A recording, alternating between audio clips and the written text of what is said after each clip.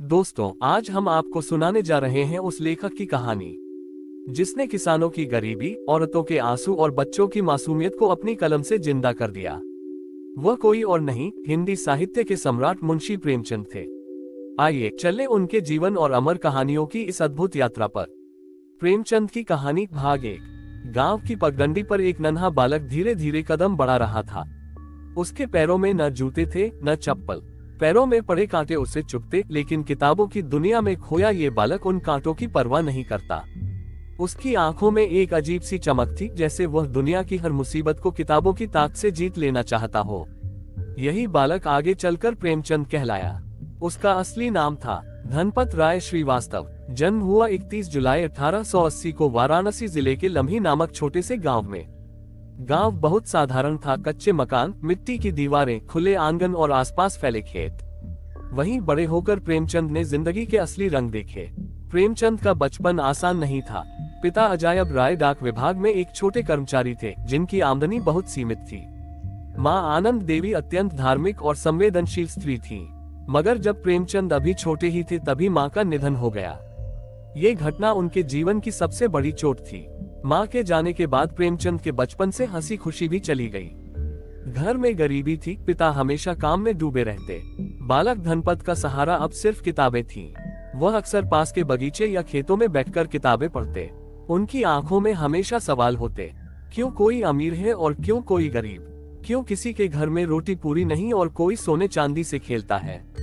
यही सवाल आगे चलकर उनकी कहानियों की जान बने। पिता चाहते थे कि बेटा पढ़ाई करे और नौकरी में लगकर घर संभाले, मगर उनकी सख्ती और गरीबी का बोझ बालक के लिए आसान नहीं था। जब स्कूल की फीस देनी होती तो कई बार चाचा या रिश्तेदारों से उधार लेना पड़ता। धनपत राय को बचपन से ही पैसों का महत्व समझ में आने लगा था। वह जानते थे कि रोटी कमाना सबसे बड़ी लड़ाई है, इसलिए वह पढ़ाई के साथ साथ ट्यूशन भी करने लगे। छोटे छोटे बच्चों को पढ़ाकर जो 2 पैसे मिलते, उसी से वह किताबें खरीदते या घर का खर्च चलाने में मदद करते। बहुत कम उम्र में ही उनकी पहली शादी कर दी गई। पत्नी से तालमेल नहीं बैठा। पत्नी अपेक्षाएं रखती और प्रेमचंद खुद संघर्षों से जूझ रहे थे। घर की तंगी और असमान सोच के कारण ये रिश्ता लंबे समय तक नहीं चल सका। ये दौर भी उनके जीवन में गहरी निराशा लेकर आया, लेकिन प्रेमचंद हार मानने वालों में से नहीं थे। उनके भीतर आग थी कुछ ऐसा करने की जो समाज की तस्वीर बदल दे। आखिरकार पढ़ाई पूरी कर वे सरकारी नौकरी में लग गए। शुरुआत में स्कूल में अध्यापक बने और बाद में डिप्टी इंस्पेक्टर ऑफ स्कूल्स के पद तक पहुंचे। नौकरी स्थिर थी, मगर मन बेचैन रहता। कार्यालय की फाइलों और सरकारी आदेशों के बीच उनका दिल नहीं लगता। उनकी आत्मा कहती, क्या मैं इसी काम के लिए पैदा हुआ हूँ? नहीं, मुझे उन लोगों की कहानियां लिखनी है जिनकी आवाज कोई नहीं सुनता। यही बेचैनी धीरे धीरे उन्हें लेखन की ओर खींच ले गई। उर्दू से हिंदी तक की यात्रा। शुरुआत में प्रेमचंद ने उर्दू में लिखना शुरू किया। उनका पहला उपन्यास था असरार-ए-मआबिद, जिसमें धार्मिक पाखंड पर चोट की गई थी।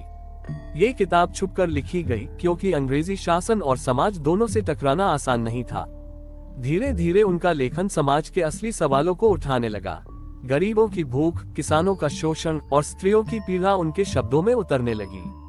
उनका मानना था, साहित्य केवल मनोरंजन के लिए नहीं, बल्कि समाज को आईना दिखाने के लिए होना चाहिए। प्रेमचंद नाम की उत्पत्ति। उनका असली नाम धनपत राय था। उर्दू में वे नवाब राय नाम से लिखा करते थे, लेकिन 1910 में जब उनकी किताब सोज़-ए-वतन अंग्रेजों द्वारा जब्त कर ली गई और चेतावनी दी गई, तो उन्होंने नया नाम अपनाया, प्रेमचंद। यही नाम आगे चलकर हिंदी उर्दू साहित्य का इतिहास बदल गया। पहली पत्नी से अलग होने के बाद प्रेमचंद ने दूसरी शादी की शिवरानी देवी से। शिवरानी देवी खुद भी लेखिका थी।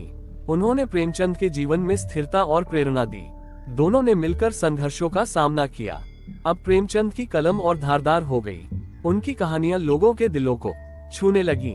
किसान, मजदूर, स्त्री, दलित, हर वर्ग का दर्द उनकी कहानियों से आवाज पाने लगा। धीरे धीरे प्रेमचंद की कहानियां अखबारों और पत्रिकाओं में छपने लगी। लोग कहते, ये लेखक हमारी ही बातें लिखता है।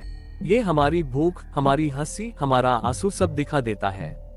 उनकी कलम अब किसी एक इंसान की नहीं, बल्कि पूरे समाज की आवाज बन गई थी। अब इनकी कहानी का भाग 2 देखते हैं। प्रेमचंद की कलम अब जम चुकी थी। अब वह केवल शब्दों से खेलते नहीं थे, बल्कि शब्दों के माध्यम से समाज का सच उकेरते थे। उनके हर वाक्य में आग भी थी और आंसू भी। गांव देहात, किसानों के दुख, स्त्रियों की पीड़ा और मजदूरों की बेबसी, यही उनकी कहानियों के केंद्र थे। जैसे जैसे उनकी रचनाएं छपती गईं, वैसे वैसे लोग कहते गए, ये तो हमारी ही जिंदगी है, ये लेखक हमारे दिल की बात कहता है। ईदगाह, मासूमियत का आईना। आइए सबसे पहले मिलते हैं छोटे से हामिद से, गांव का 5 साल का गरीब लड़का जिसकी दादी उसे पाल रही है। ईद का दिन है, मेले का शोर है, बच्चे झूले झूल रहे हैं, खिलौने खरीद रहे हैं, मिठाइयाँ खा रहे हैं। मगर हामिद के पास सिर्फ 3 पैसे हैं। सोचिए, वह चाहता तो खिलौना ले सकता था, मिठाई खा सकता था, लेकिन उसने क्या किया? उसने खरीदा एक चिमटा ताकि उसकी दादी रोटियां सेंकते हुए जल न जाए। जब बच्चे उसका मजाक उड़ाते हैं, अरे तू तो चिमटा लाया है, तो हामिद गर्व से कहता है, हाँ, अब मेरी अम्मा की उंगलियां नहीं जलेंगी। ये सुनते ही सब बच्चे चुप हो जाते हैं और पाठक की आंखों से आंसू निकल पड़ते हैं। यही थी प्रेमचंद की ताकत, छोटी सी घटना में इंसानियत और संवेदनशीलता का महासागर भर देना। नमक का दरोगा, ईमानदारी बनाम भ्रष्टाचार। अब मिलिए वंशीधर से, एक ईमानदार नौजवान जो सरकारी नौकरी में नमक का दरोगा बनता है। उसके सामने आते हैं बड़े बड़े व्यापारी और अफसर जो रिश्वत देकर अपना माल निकलवाना चाहते हैं। वंशीधर सोचता है, अगर मैं भी रिश्वत ले लूं तो पिता के कर्ज चुक जाएंगे, घर की हालत सुधर जाएगी। लेकिन यह अन्याय होगा और वह रिश्वत ठुकरा देता है। लोग उसका मजाक उड़ाते हैं, उसे पागल कहते हैं, मगर वही वंशीधर अंत में सबका सम्मान पाता है। इस कहानी में प्रेमचंद ने दिखाया कि सच्चाई का रास्ता कठिन है, मगर वही इंसान को अमर बना देता है। पूस की रात, किसान की ठंडी लड़ाई। फिर आइए देखते हैं हल्कू की कहानी। सर्दी की हड्डियां कंपा देने वाली रात है। हल्कू और उसकी पत्नी सोच रहे हैं क्या करें। खेत की रखवाली करनी है वरना फसल जानवर खा जाएंगे। हल्कू के पास गर्म कपड़े नहीं हैं। वह अपने फटे पुराने कपड़ों में ठिठुरते हुए खेत की मेड़ पर बैठा है। उसकी पत्नी उसे कहती है, घर चलो, ठंड लग जाएगी। मगर हल्कू जवाब देता है, अगर जानवर खेत खा गए तो हम क्या खाएंगे। धीरे धीरे ठंड असहनीय हो जाती है। हल्कू अपनी कंबल जैसी चादर में सिकुड़ कर सो जाता है और खेत जानवर खा जाते हैं। ये दृश्य पढ़कर पाठक सोच में पड़ जाता है, क्या किसान की जिंदगी ऐसी ही होती है? मेहनत वह करे और फल कोई और ले जाए। कफन, विडंबना की पराकाष्ठा। अब आती है प्रेमचंद की सबसे मार्मिक कहानी, कफन। कहानी के पात्र हैं घीसू और माधव, बाप बेटा। दोनों आलसी, गरीब और भूखे। उनके घर में माधव की पत्नी प्रसव पीड़ा में तड़प रही है। बाहर दोनों बाप बेटे अलाव जलाकर आलू सेक रहे हैं। औरत की कराहती आवाज आती है, मगर वे आलू खाने में व्यस्त रहते हैं। अंततः औरत मर जाती है। गांव वाले मदद के लिए पैसे इकट्ठा करते हैं ताकि कफन खरीदा जा सके। लेकिन घीसू और माधव सोचते हैं, कफन से उसका क्या होगा, वह तो मर गई। बेहतर है इन पैसों से हम शराब पी लें, कम से कम दुख तो भुला देंगे। और वे पैसे शराब में उड़ाकर गीत गाने लगते हैं। ये कहानी केवल गरीबी की नहीं, बल्कि उस विडंबना की है जहां इंसान की संवेदनाएं भी भूख के आगे हार जाती हैं। गोदान, प्रेमचंद का शिखर। अब आते हैं उनके महानतम उपन्यास गोदान पर। ये कहानी है होरी महतो की, एक किसान जो जीवन भर यह सपना देखता है कि मरते समय वह एक गाय दान करेगा, गोदान करेगा। होरी की जिंदगी संघर्षों से भरी है। वह खेतों में खून पसीना बहाता है, मगर साहूकारों के कर्ज से कभी मुक्त नहीं हो पाता।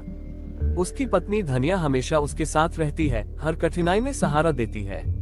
होरी का बेटा अपनी मर्जी से शादी कर लेता है, जिससे समाज नाराज हो जाता है। जमींदार, पुजारी और गांव का समाज सब होरी का शोषण करते रहते हैं। आखिरकार होरी मर जाता है। मरते वक्त उसके पास गाय नहीं होती, मगर उसका सपना अधूरा रह जाता है।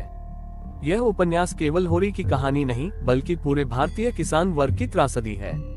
ये वह दर्पण है जिसमें हम समाज का असली चेहरा देखते हैं।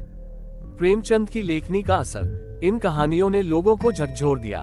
आम आदमी को लगा कि उसकी आवाज अब किताबों में दर्ज हो रही है।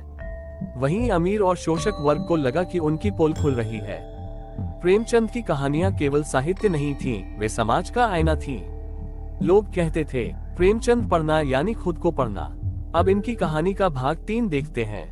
प्रेमचंद की कलम केवल कहानीकार की कलम नहीं थी, बल्कि वह एक सैनिक की तलवार थी। फर्क बस इतना था कि सैनिक तलवार से लड़ता है और प्रेमचंद शब्दों से। उनके शब्दों में इतनी ताकत थी कि अंग्रेजी हुकूमत भी उन्हें खतरनाक समझती थी। उस समय पूरा भारत अंग्रेजों की गुलामी में कराह रहा था। चारों ओर दमन, शोषण और अन्याय का माहौल था। महात्मा गांधी का सत्याग्रह आंदोलन शुरू हो चुका था। लोग अंग्रेजों की हुकूमत से मुक्त होना चाहते थे। प्रेमचंद का दिल बार बार कहता, मैं सरकारी नौकरी करूं और वेतन लूं, या उन लाखों लोगों के साथ खड़ा हो जाऊं जो आजादी की लड़ाई लड़ रहे हैं। आखिरकार उन्होंने नौकरी छोड़ दी। यह एक बड़ा फैसला था। घर में गरीबी थी, परिवार की जिम्मेदारी थी, मगर फिर भी उन्होंने कहा, नौकरी से ज्यादा कीमती मेरी आत्मा है। अगर मेरी कलम गुलामी की जंजीरों को तोड़ सकती है तो मैं नौकरी छोड़ने को तैयार हूँ। इस तरह प्रेमचंद पूरी तरह साहित्य और समाज की सेवा में लग गए। प्रेमचंद का मानना था कि साहित्यकार केवल मनोरंजन के लिए नहीं, बल्कि समाज को बदलने के लिए पैदा होता है। उनके शब्द थे, साहित्य का उद्देश्य केवल सौंदर्य नहीं, जीवन की सच्चाइयों का चित्रण और समाज को दिशा देना है। उनकी कहानियों में गरीबी, शोषण और अन्याय के खिलाफ आवाज थी। वे जाति भेद, अंधविश्वास और पाखंड के विरोधी थे। उन्होंने स्त्रियों की स्थिति पर भी बहुत लिखा। उनके उपन्यास गबन में स्त्री के नैतिक बल को दर्शाया गया है। उनकी कई कहानियां ये बताती हैं कि औरत सिर्फ घर की शोभा नहीं, बल्कि समाज की रीढ़ है। साहित्यिक यात्रा। धीरे धीरे प्रेमचंद की गिनती केवल हिंदी में ही नहीं, बल्कि उर्दू साहित्य में भी होने लगी। लोग उन्हें उपन्यास सम्राट कहने लगे। उनके उपन्यास और कहानियां गांव की चौपाल से लेकर शहरों के ड्राइंग रूम तक पढ़ी जाने लगी। पत्र पत्रिकाओं में उनके लेख छपते तो लोग बेसब्री से पढ़ते। उनकी कलम हर वर्ग के लिए थी। गरीब के लिए वह सहारा थी, अमीर के लिए चेतावनी थी, और आम इंसान के लिए आईना थी। लेकिन जिंदगी ने उन्हें कभी आराम नहीं दिया। संघर्ष उनके जीवन का हिस्सा बन गया था। 1930 के दशक तक आते आते उनकी तबीयत बिगड़ने लगी। लगातार मेहनत, गरीबी और बीमारियों ने उन्हें कमजोर कर दिया, लेकिन फिर भी वे लिखते रहे।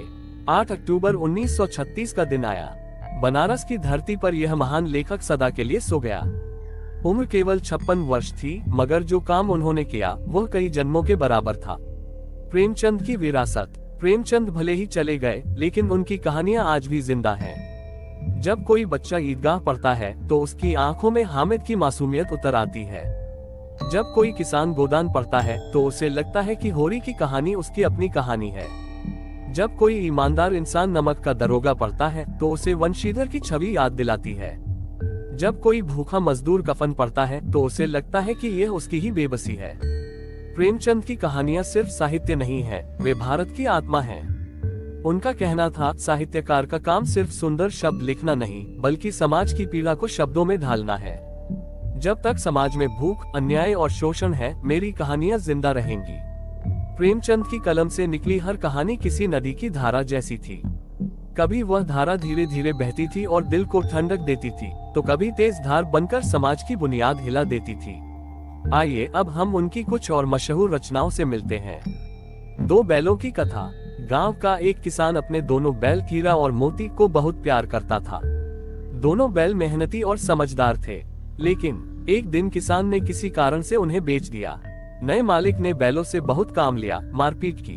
हीरा और मोती सोचते, हम तो अपने मालिक के लिए जान दे सकते थे, लेकिन यह नया मालिक हमें इंसान की तरह नहीं, जानवर से भी बुरा समझता है। एक दिन दोनों बैल मौका पाकर भाग निकले और सीधा अपने पुराने मालिक के घर पहुंच गए। मालिक ने जब उन्हें देखा तो आंखों से आंसू बह निकले। ये कहानी केवल जानवरों की नहीं, बल्कि वफादारी, रिश्ते और इंसानियत की कहानी है। अब बड़े घर की बेटी की कहानी देखते हैं, अहंकार बनाम रिश्ते।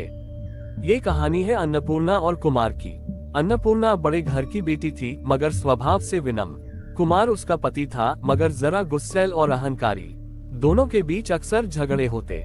एक दिन बात इतनी बढ़ गई कि अन्नपूर्णा मायके चली गई, मगर जब गांव में महामारी फैली और कुमार बीमार पड़ा तो वही अन्नपूर्णा दौड़कर वापस आए और उसकी सेवा करने लगी।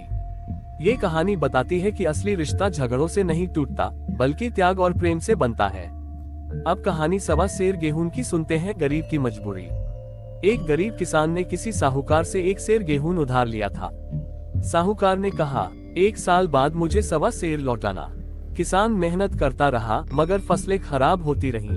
कर्ज बढ़ता गया। अंततः किसान मर गया और उसका परिवार बर्बाद हो गया। ये कहानी दर्शाती है कि साहूकारों की शोषण प्रणाली कैसे गरीब किसान को धीरे धीरे खा जाती थी।